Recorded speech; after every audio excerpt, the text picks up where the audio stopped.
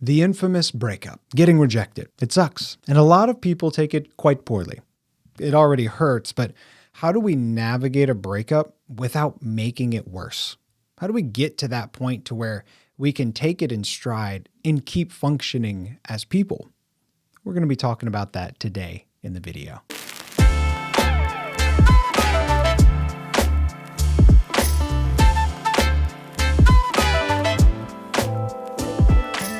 Hey guys, I'm Reese Maxwell from Thriving Man Life Coaching, and today we are talking about navigating breakups and rejection. It's not a fun subject, but if you're there, hopefully this is going to help a ton. Essentially, we need to understand, first of all, the process of dating, what it's all about, which I covered in that video, and how to not take dating too seriously, which I covered in another video in this series. If you want to understand those more in depth, you can. But today we're focusing on the practicals. You've been broken up with, your heart's hurting, you're going through, or you've been rejected. How do you keep moving forward, healing, and being able to really take something away from that and move into the future better? Step one. It sounds weird, but it's absolutely true. Hang out with the boys. Hang out with your guys. Hang out with your guy friends, your tribe of people. You want to be hanging out with those guys because the issue is isolation is your worst enemy when you're in heartbreak. Isolation, a lot of guys get stuck in that place. They get hurt and then they just go off by themselves and they just think about how miserable they are and how hard life is and how much everyone hates them and how no woman will ever love them. Those are isolationist thoughts. You don't want that. So go hang out with the boys. Hang out with your friends. The truth is, you need to get around people who aren't heartbroken and laugh with them, to chill with them, to remember that life will continue. It's not the end of the world. Hanging out with the boys is great for that. You can not only hang out together casually, but if they're friends that are of a certain depth, you can also talk with them about the breakup and learn and reflect together. And that's going to be even more beneficial than you doing it by yourself all the time. Now, maybe you say, Reese, I don't have a group of friends. Well, if you haven't been in a breakup yet and been rejected yet, go build that group of friends right now, because that's going to help you navigate everything. A group of friends that's core brothers, a band of brothers, as some people call it, is integral for a healthy life, and it will help you navigate the world of romance better. If you say, well, what kind of people should I have in my group? I would really look for three main things. You want guys who are trustworthy, like they have the same similar values and they live them out. Guys who are growing, getting better, and guys who are fun to be around. You don't want to be miserable with your friends. Nobody wants that. But if they have those three things, you'll go a long way to building a good tribe.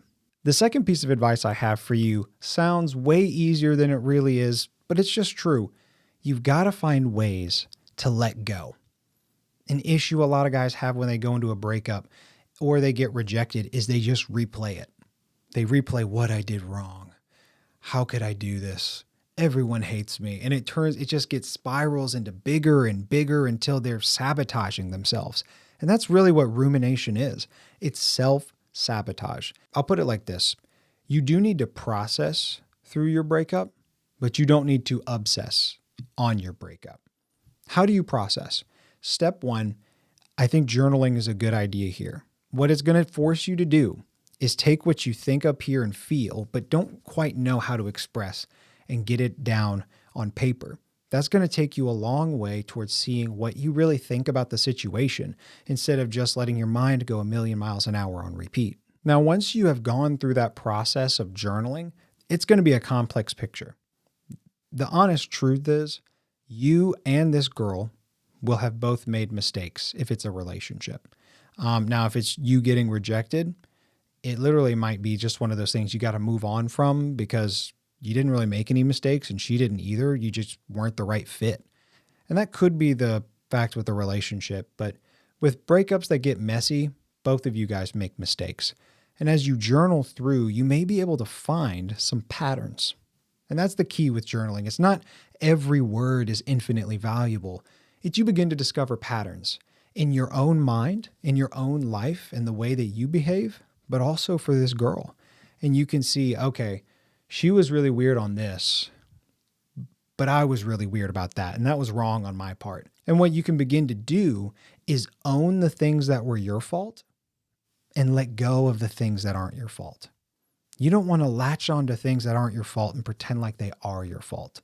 But you also don't want to take the things that are your fault and blame other people for them. Grief journaling, I guess, is what you would call it. Journaling really connects you with being able to tell the difference. Okay, is this a her problem or a me problem?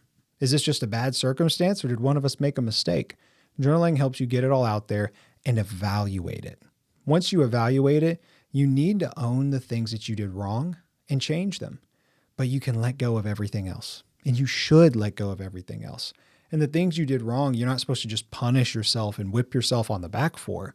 You need to make changes so that the next time you go into a relationship, you're in a good spot. In fact, you'll be in a better spot than you were for this previous relationship. That's why journaling, evaluating, and owning what's yours is good. It helps you let go of everything else. Tip number 3 is for your protection. You need to avoid the rebound romance. What do I mean by that? We all know the rebound relationship. There's a tendency that once you get broken up with or you do the breaking up, you immediately try and move on to another person because you got that pain and you don't want that pain to be there. So you're just going to find the next person to try and just slather a Band-Aid on it and move on. It's not going to work. The truth is, after rejection or after a breakup, your emotions are not in equilibrium. You're kind of reeling. It's like your heart is dizzy. It's been hit and you don't have a good perspective for making decisions. So you want to give yourself time to heal. You want to give yourself time to process and to do all the things I said in the previous step before you try and go at it again. Because the truth is, the guys who immediately go into a rebound relationship, they do one of two things. They either do the exact same problem, they find a girl with the exact same issues and go through the whole sequence again, or they go to the opposite end of the spectrum and find a girl with a whole new set of issues that's a problem.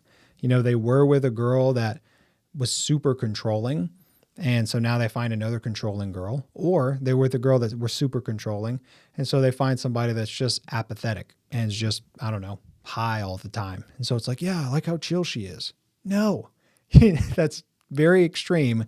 Don't do that to yourself.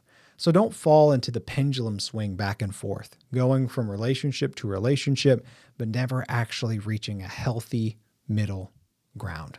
So those are the 3 keys right there. You want to be able to not isolate, but go hang out with the boys.